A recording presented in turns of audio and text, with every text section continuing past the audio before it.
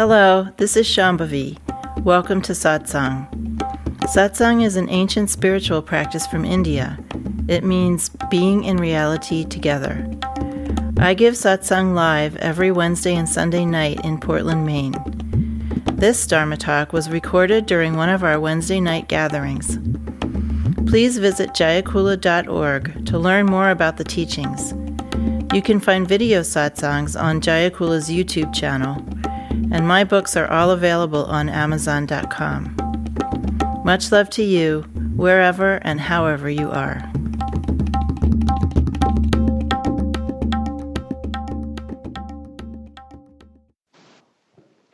Well, this is a word that a lot of people know who hang around the yogic water cooler. And that word is lila. It means sport or play or even childish play, childlike play, effortless play. And it also has the connotation of something with a hint of madness.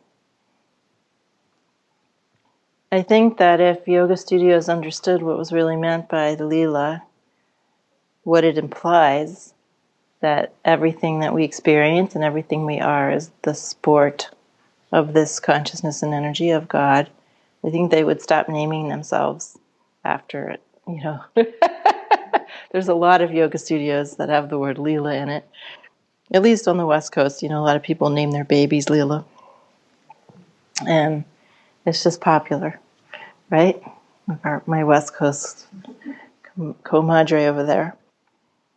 If we say that everything here is the Leela of God, we're basically saying, give up your earnestness, give up your suffering, give up your ethics, give up everything, because it's all a display, a playful, sportive, and somewhat mad display of consciousness and energy.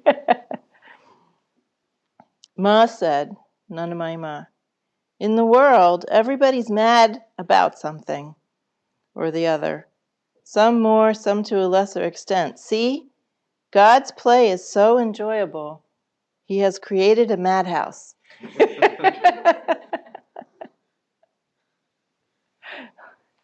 So we do crazy things.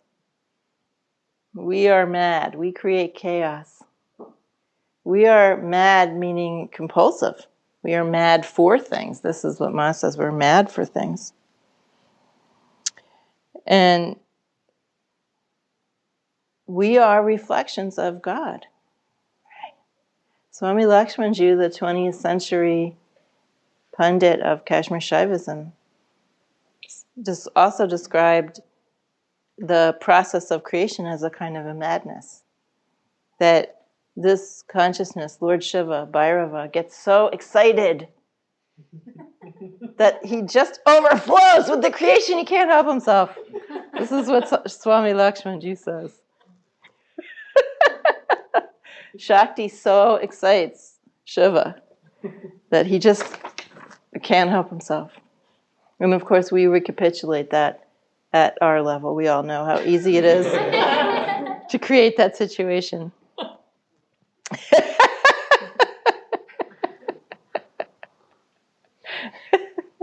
But I won't go too far into that. And then Ma says, after saying that we're all mad about something and God's play is enjoyable, we're mad about those things that we find enjoyable. Yes, I want another of everything, please.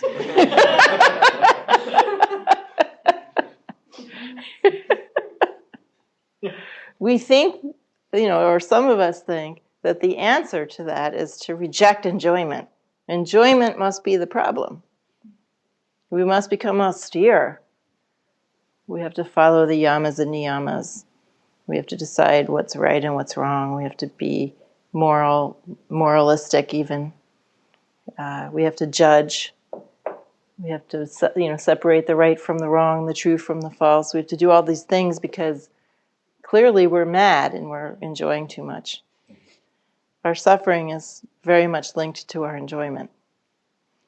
So the solution for more transcendental or moralistic traditions is to get more transcendental and moralistic and try to squeeze the pleasure out of everything. But what Tantra says is that everything is just that. Everything is that same consciousness and energy. And in our limited way, we are recapitulating the nature of God. Our madness is an aspect of God's madness.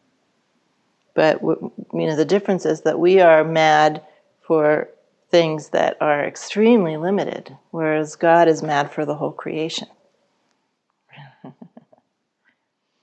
Ma says, see, God's play is so enjoyable. That's why we enjoy it, because it's enjoyable. Things are very simple. Reality really isn't all that complicated. You hear people say it's unknowable, it's an unfathomable mystery. Well, it's unknowable in the sense that, you can't write a textbook about reality and describe it. But it's not unknowable. He has created a madhouse. Try to find yourself through yourself. This is the absolute pith of direct realization practice. So what? You're mad for some ridiculous limited thing. Right? Something that you want to repeat over and over again. It's got you. So what? Find God in that. Find yourself in yourself. You can find God in everything. Even the most limited expressions are limited expressions of that. So if you unlimitize them, you'll find God. If you go to a chintzy Chinese tchotchke shop, you can find those little dried up pieces of paper. They look like nothing. They're colorless. They're ugly. And you put them in a glass of water and they bloom into these pretty paper flowers. It's just the same thing. Right? Our ugliness, our limited madness, our limitedness is like that. You have to put it in the water of sadhana and then it will bloom into something. Not unrelated to that little dried up fleck of nothing.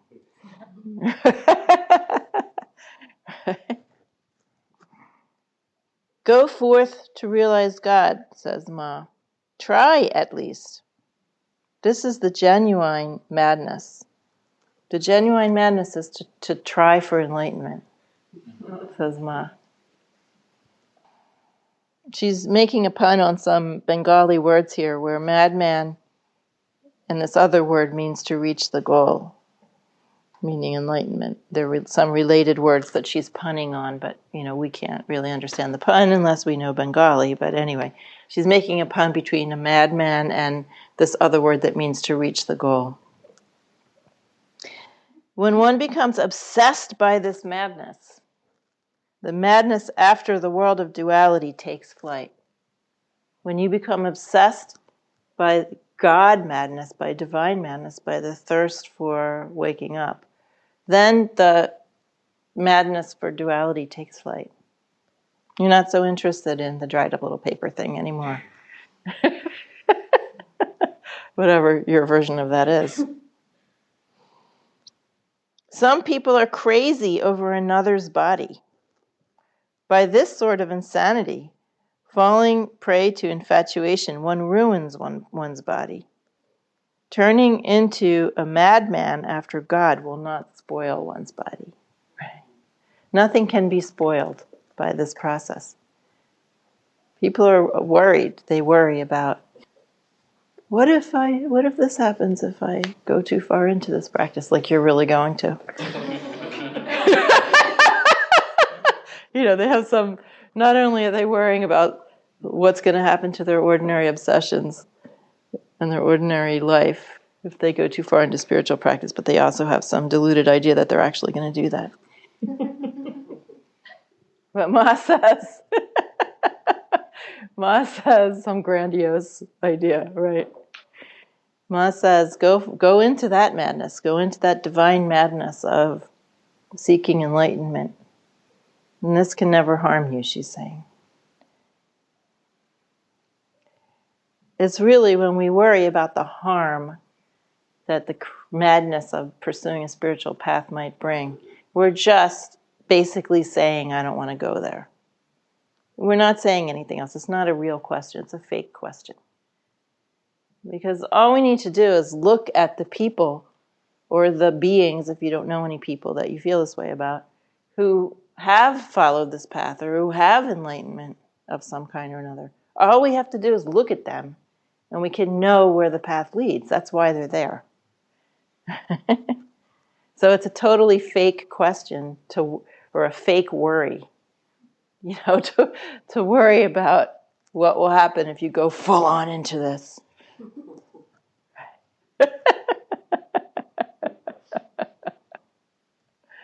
Right. So that kind of madness, Ma says, can never hurt you. And we know that. We don't even have to take her word for it. All we have to do is look at her. Right. She magnetized the hearts and minds of tens and thousands of people. And not because she was, some wacko, weirdo, fringe creature rejected by society. Her parents loved her. Her parents became her disciples. Her husband became her disciple. That's not going to be our fate, of course. Can hardly imagine that. But it would be funny to imagine, right? Let's just all for a moment imagine our parents becoming our disciples. Huh. That is madness.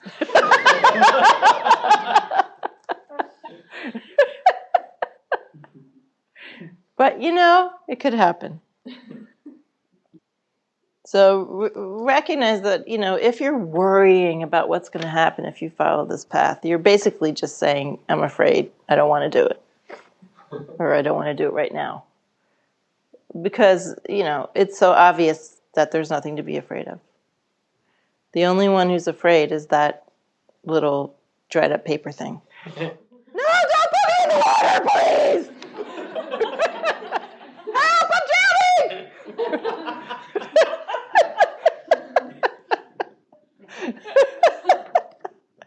I don't want to be beautiful!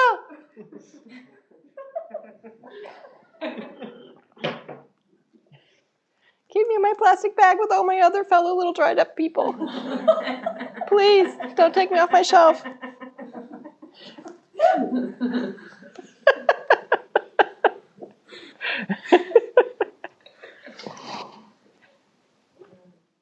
So Ma says, look, you people. She didn't really say that, but sometimes she did say that. Sometimes she said, you people, right? Look, if there were no veil of ignorance, if there were no limitation for the individual, how could God's Leela be carried out? Right? We couldn't have all this sport if it was just a cloud of pink oneness. That would be like, Right? So we have to have this experience of limitation to have any fun at all. When acting a part, one must forget oneself. The Leela could not proceed without the covering veil of forgetfulness, of ignorance. So you all know that. I've said that a zillion times. Everybody says that. Everybody who's anybody says that. And then Ma says, they say, she said they say, who's they? I mean, she is they. They say that even in the midst of the Leela, meaning duality, oneness remains unimpaired. What is enjoyed in Leela is rasa. This is also the teaching from Kashmir Shaivism. What is enjoyed in Leela is rasa. Rasa means what? What? Oh, okay. Sweet taste. Yeah, or taste. Or just different tastes, right? It also means an aesthetic quality, an aesthetic sweetness, the taste of good art. So she says, what is enjoyed is rasa, which is unique. So this idea of uniqueness, that each of us and everything here is showing up in a very unique way. And that we all have a unique taste. And that this is what is enjoyed. This is what we enjoy. So when we have that realization of continuity, of the continuity of everything, that oneness thing, right? Then we can enjoy the unique taste of everything. Even the unique taste of our own limitations. That's where you start to just, be more humorous about your own limitations and stop all this hand-wringing and hair-pulling.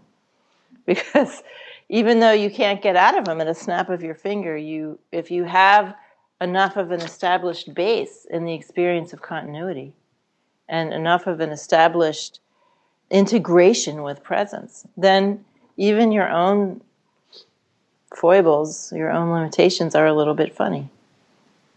You don't have to take them so seriously. So you can enjoy even the wacky ways that you're showing up. And even more the wacky ways that other people are showing up. Earnestness is a symptom of anavamala, the experience of separation. It's just so important how you're showing up. Mm-hmm. It's monumental. It's monumental if you have a loss, or if you have a pain, or if you have an upset in your life. It's monumental because it's you.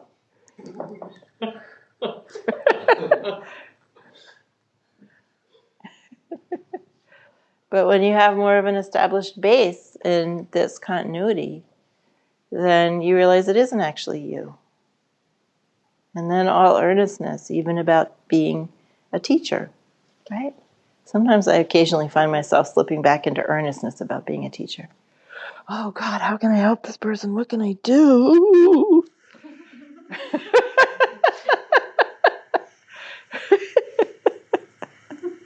I have to yank myself out of it. So this is what Leela is. Leela is a word that indicates the fundamental okayness of everything. And the idea that everything is to be tasted. Everything that we experience in a particular life is for us to taste. And that we are the tasters of God. This is what Abhinavagupta said. All of our senses, we are like the sensory organs of God. How does that sit?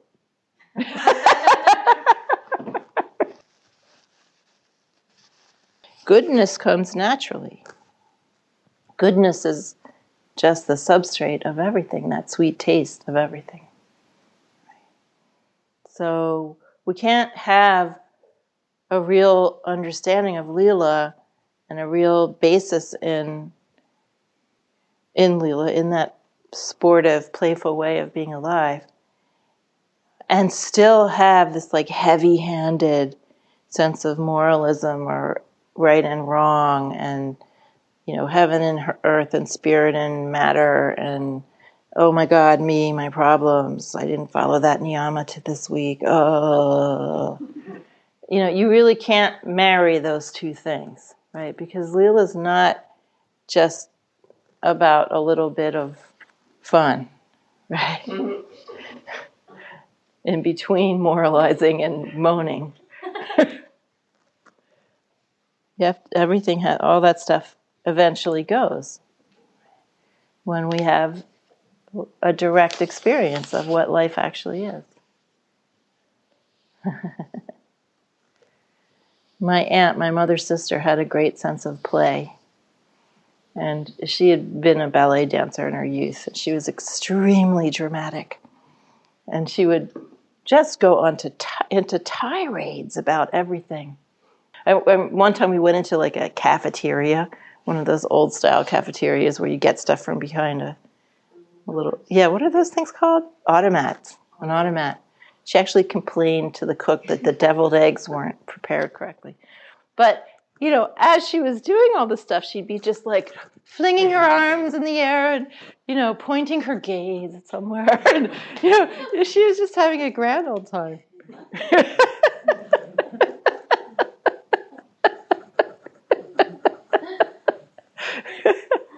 You like that, David Madu? She was great.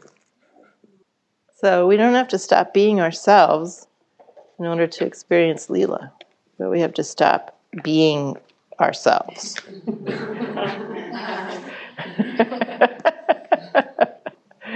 We have to stop insisting on being ourselves. I wonder if it's possible to be playfully moralistic. Sure. Playfully puritanical? Yeah. Well, before you're totally enlightened, it's kind of a two-edged thing because you actually are puritanical. I know. But even while you're doing it, you could be it could be ironic puritanicalness with a slight edge of sincerity. the residue of sincerity. That's the unenlightened part, the part that doesn't know it's a part. But everything it's not an all or nothing thing. It could be part playful and part serious. But the playful part can always host the serious part at a certain point. You know what I'm saying? I think so. And I think that one thing that happens when you kind of reach that tipping point is that you stop hurting other people. That whatever seriousness about yourself is left. It's not like seeking someone to hurt or someone to magnetize or someone to seduce or someone to fight with right? It's being more contained. Because God always wins. Enlightenment always wins out. So you get to that tipping point, and even though karmas are still manifesting, there's a bigger container for them. Right? And it's not because you're suppressing anything. It's like if somebody criticizes me in a certain way, I'll have a Titan realm reaction still. But there's no question about actually doing anything about it. It's just what it is. And I don't identify with it. It's just something that happens. Right? I imagine how fun it would be to just smash them.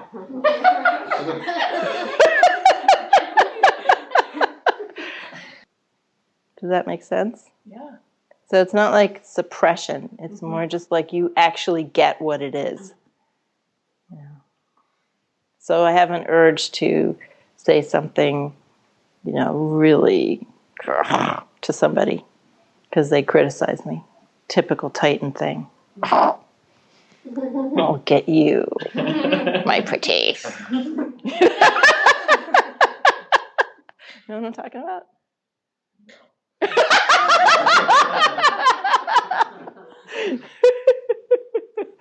It's hard to describe, but it's just a thing, it's just like something that happens. It's not, I don't feel like this pressure about it. It seems like what's gone is the fear. Like there's no fear that you're being diminished or threatened. That's true, yeah. Anybody in my position comes under heavy criticism. My former spiritual teacher accuses me of being psychotic because I left him, basically. But the Titan realm thing still comes up. Boy, could I do damage to him. I know so much about him. But I also know that he's just an aspect of that. I'm not actually being criticized. It's just a play. And in fact, it's just Ma tickling me to see what I'll do, basically. Right? It's just a game. There's a game-like quality, So let's see what she does if we experiment on her this way. Can you imagine? Do you know what I'm talking about? When you have a direct experience of and base in the unity of all presence and awareness, then there really is no other that could possibly be attacking you. There's no other that can criticize you. There's no other that is thinking badly of you. There's no mistakes. There's, none of that is actually happening in the way that you think it is. It's just like a movie or a play or a painting. It's an expression of God. And you're just playing with yourself, basically, or you're being played with. And how are you going to play back? Look, what if you were playing chess with somebody? I don't really remember the rules of chess that well, so probably can't make a very precise analogy. But someone knocks over your knight, and you go into hysterics because your knight has been killed. It doesn't make any sense, right? I'm going to go kill that piece that killed my knight. Then you lose the game because you have no strategy. You just go chasing all over the board, trying to get back at that piece that knocked you over, right? Or hide from it. Oh no, I don't want that to happen again. I'll go over in this corner. So if you're actually playing the game, you realize that all of those pieces are not really dying. Nothing's really happening in that way. And they're all made by the same maker. They're the same. Wood just knocked over wood. And then you also understand there's a communicative aspect. That if we're talking about relative experience, you're being communicated to. So if Ma sends someone to tell me I'm psychotic, I know that it's Ma sending someone to tell me I'm psychotic. Right? Because she has a big sense of humor. Right? It's true. She's always laughing. Look at this. She's laughing right now. So in a sense, we're the bacteria in God's petri dish.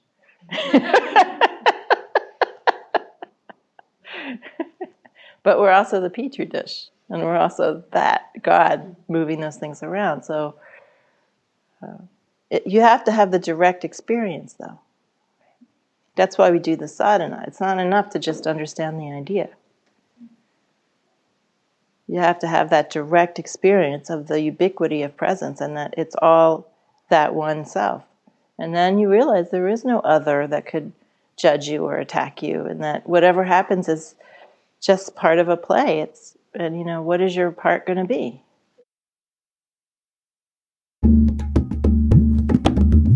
Jayakula is a nonprofit community offering opportunities to learn and practice in the direct realization traditions of Trika Shaivism and Dzogchen. We are based in Portland, Maine and Portland, Oregon. Visit jayakula.org to explore more of our offerings.